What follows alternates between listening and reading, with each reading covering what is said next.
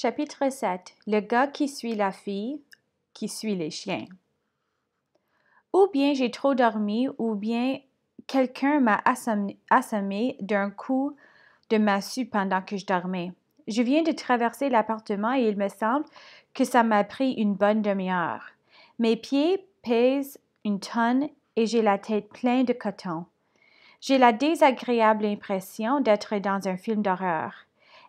Et le héros, en l'occurrence moi, avance au ralenti alors qu'un monstre le poursuit à pas de géant. Et c'est le silence total dans l'appartement. Je vais prendre une douche immédiatement, sinon je vais devenir gaga pour le reste de mes jours. Sous le jet réconfortant de l'eau chaude, les choses me reviennent goutte à goutte. Les lits, l'hôpital, la fille rousse. Tout à coup, un doux massaille. Encore tout mouillé, je sors de la douche et je me précipite vers le miroir. Ouf! Je ne me suis pas transformée en Père Noël, et le petit pli autour des yeux, ce n'est pas encore pour aujourd'hui. J'arrive dans la cuisine et je tombe nez à nez avec ma mère qui revient de faire des courses. Ah! Tu t'en fais une debout.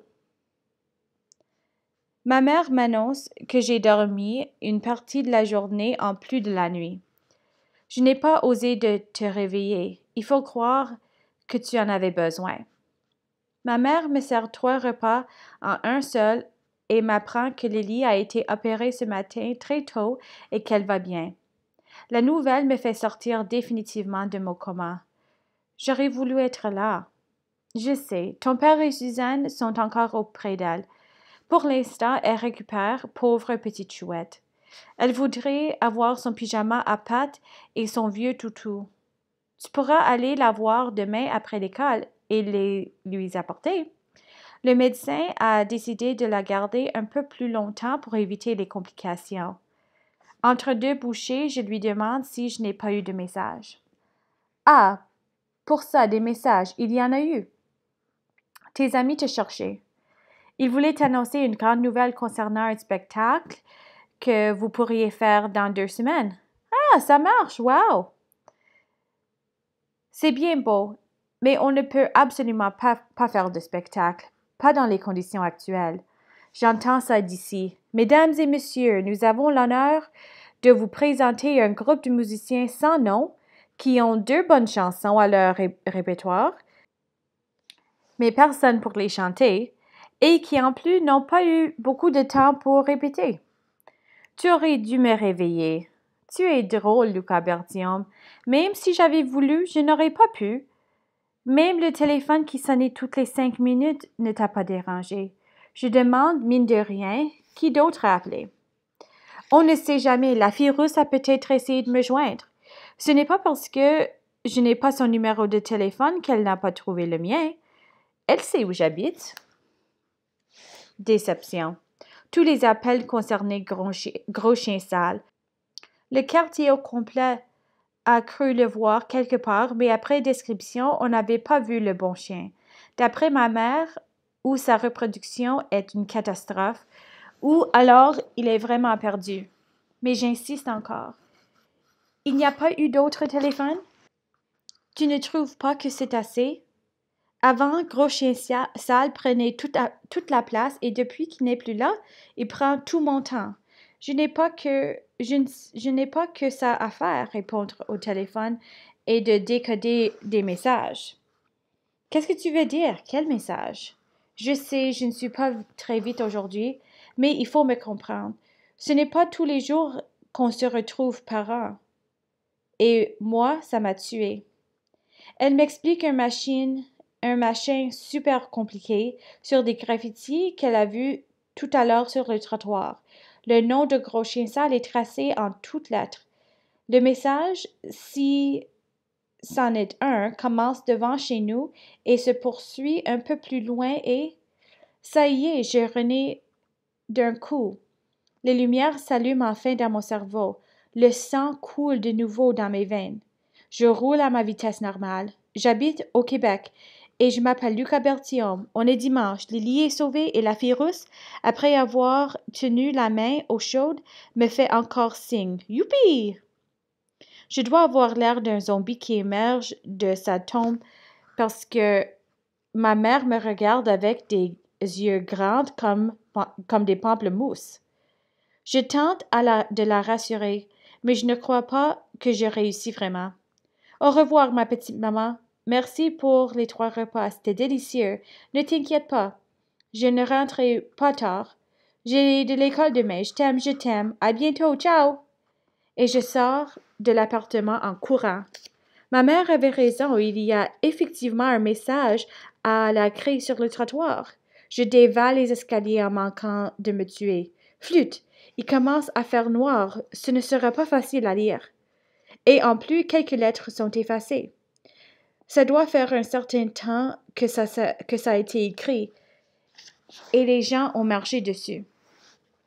C'est presque un décodage des hiéroglyphes. Avec ces messages, elle était illisible, cette fille. Déjà qu'elle parle sans ponctuer et sans reprendre son souffle. Mais elle me plaît. Maintenant qu'elle a les yeux verts, ça change tout. Oui, je sais, les yeux. Elle les avait verts avant, mais moi, je les ai jamais vus. Je lis un mot au hasard. Voir. Je veux bien voir, moi. Mais quoi? Juste à côté, il y a un dessin. Quand on regarde attentivement, ça pourrait avoir l'air d'un dragon. Non, je pense que c'est un chien, ou alors... Disons que le dessin, ce n'est pas sa matière forte. Ça ne me fait rien, la couleur de ses cheveux rachète tout. Je continue mon chemin vers le coin de la rue. Il y a un autre bout de phrase plus loin. Ce soir dimanche. Il manque le E, mais c'est sûrement dimanche. Bon, on est dimanche, c'est le soir. Elle veut que je vienne voir un chien? J'avance encore et, rendu au bout du trottoir, il n'y a plus rien. Très drôle. Peut-être qu'elle a manqué de craie. Toujours, est-ce que j'ai l'air d'un beau nono sur le coin de la rue à attendre le prochain graffiti pour y lire les événements marquants de ma vie? Je traverse à tout hasard et sur l'autre trottoir Victoire. Le roman continue. Cette fois-ci, je découvre les chiffres. Il y a 2, mais ils sont en partie effacés. Ça pourrait être un 0 ou un 8 et un 7 ou un 1.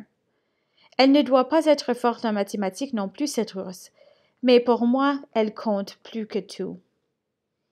Les 2 chiffres sont suivis d'un nom, Germain. Je ne connais pas Germain. Il y a bien la rue Germain plus loin. C'est ça, c'est son adresse, ou l'adresse d'un rendez-vous, et comme aucune adresse ne commence avec un chiffre 0, alors le premier chiffre, c'est un 8. Le message m'indique donc un rendez-vous ce soir dimanche au 81 ou au 87 de la rue Germain pour voir. Bravo, Sherlock Bertium! Je n'ai pas une longue vie amoureuse derrière moi, pourtant, il y a quand même quelques filles qui m'ont déjà fait signe. Mais des signes compliqués comme ça, jamais. Ça ne fait rien. Cette fille sent tellement bon que je la suivrai jusqu'au 81 ou 87 de la rue Germain où je me rends de ce pas. Je marche tout en regardant le trottoir au cas où le message continuerait. Et il continue. Chose certaine, elle a de la suite dans les idées. Il s'agit maintenant d'un dessin d'un groupe de chiens. Bon, ça va, je connais. C'est sans aucun doute la fille rousse avec sa meute de chiens. Et c'est signé encore une fois de la lettre L. Elle, c'est elle. Il n'y a plus de doute possible là-dessus. Lily, avant son délire, me l'a confirmé. Ma fille rousse caramélisée se fait des tresses, promène un meute de chiens et écrit des messages sur le mur et sur les trottoirs. Elle, Lise, Louise, Lucie, Léa. Léa, c'est joli. J'énumère tous les prénoms commençant par la lettre L jusqu'au devant de 81 de la rue Germaine. Il n'y a personne, bien sûr. Ça aurait été trop beau. Le 87 n'étant pas loin, je peux jeter un coup d'œil en restant sur place. Je m'assois donc sur les marches et j'attends. J'attends. Je n'ose pas de sonner au 81 ni au 87. Qu'est-ce que je pourrais bien dire? Bonsoir, je voudrais voir la fille aux cheveux roux. Elle m'a écrit sur le trottoir de venir voir un chien ou un dragon. Je ne sais pas trop juste. Ridicule. Alors je ne bouge pas et j'attends. J'attends. Finalement, je me déplace et je vais m'asseoir dans les marches du 87. Mais une série de jappements me font sursauter. Sans même regarder d'où ça provient, je saute en bas des marches et je me cache sous la galerie. Heureusement, c'est assez haut pour moi. Et de là, personne ne peut me voir. Mais moi, je peux voir. En fait, une partie du corps seulement. Les marches m'empêchent de voir la tête. Alors que c'est ça l'essentiel.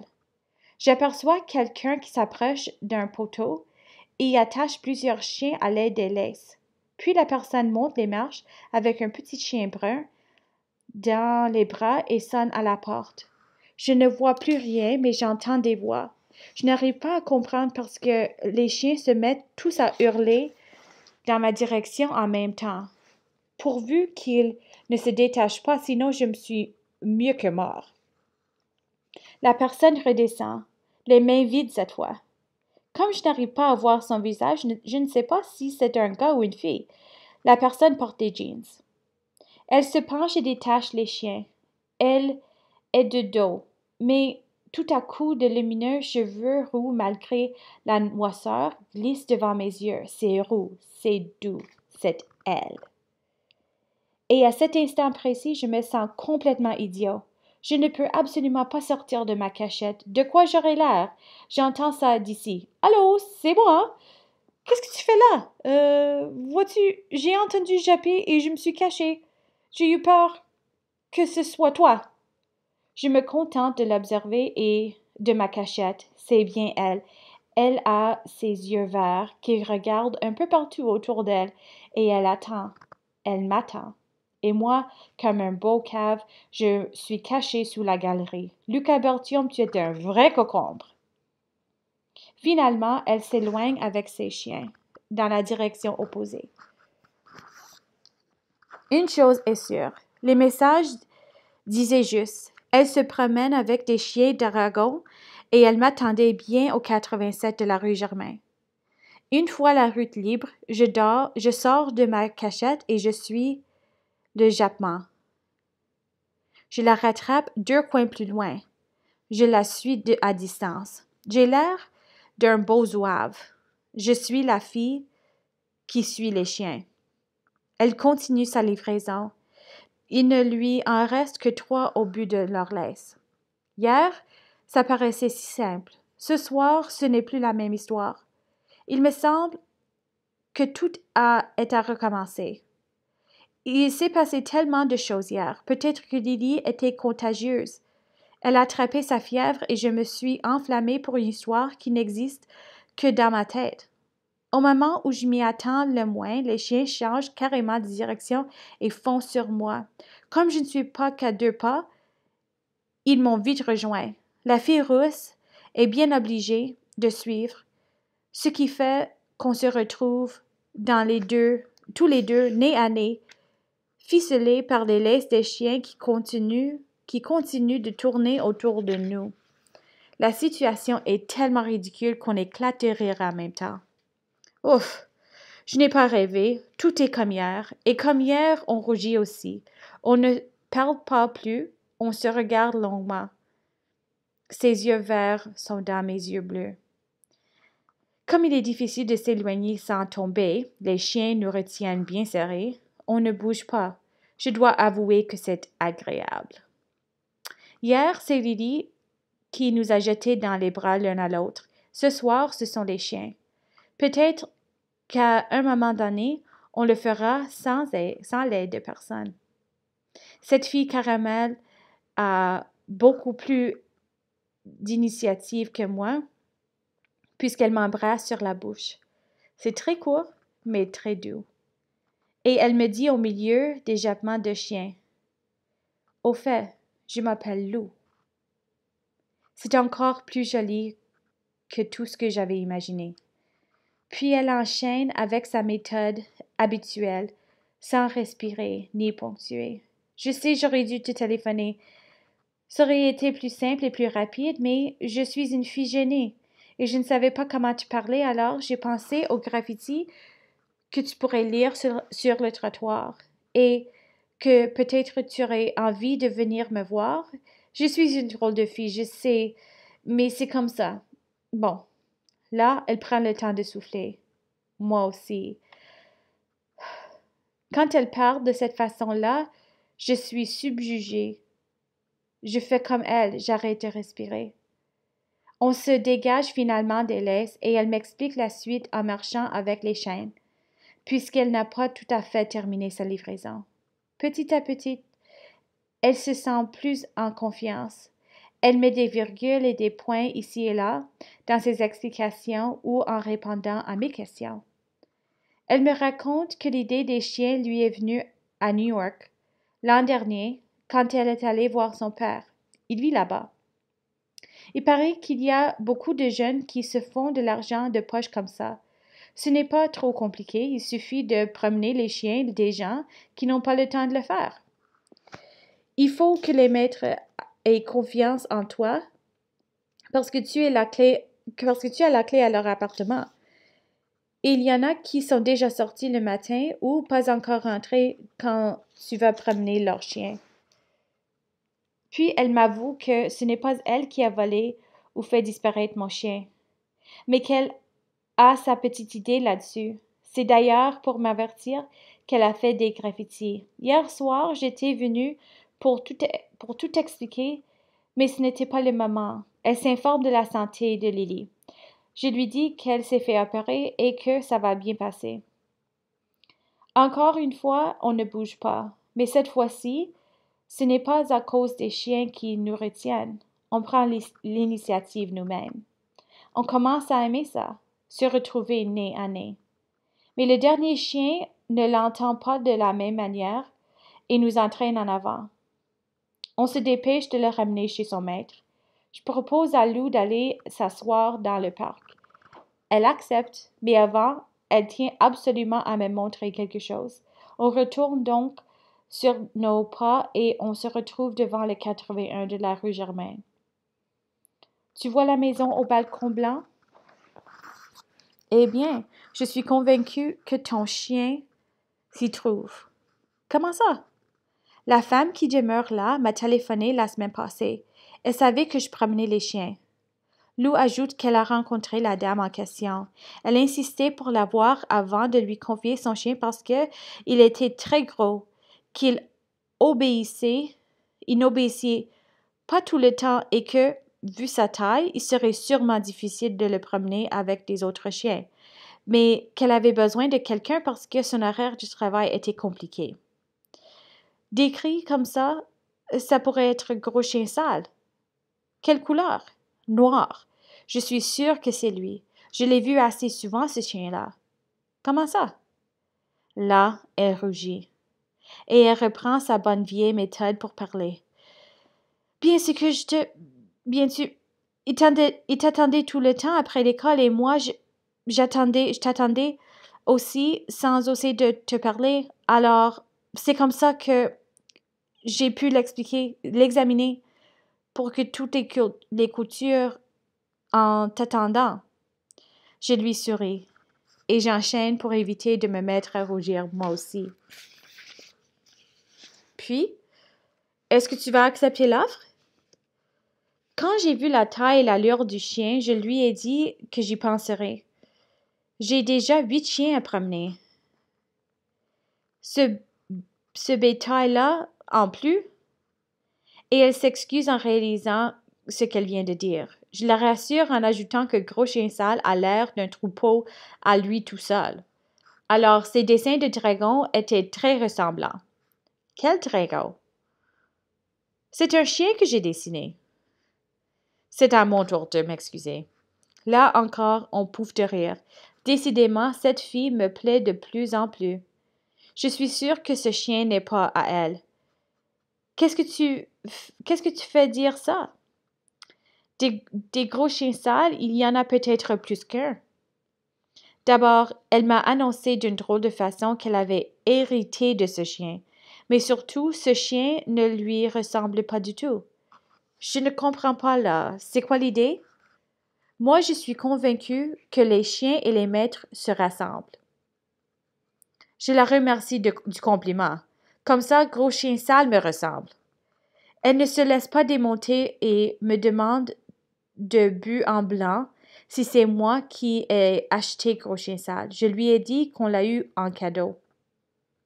Elle m'explique que d'après elle, les maîtres choisissent des bêtes qui leur ressemblent et qu'ils ne se rendent pas toujours compte.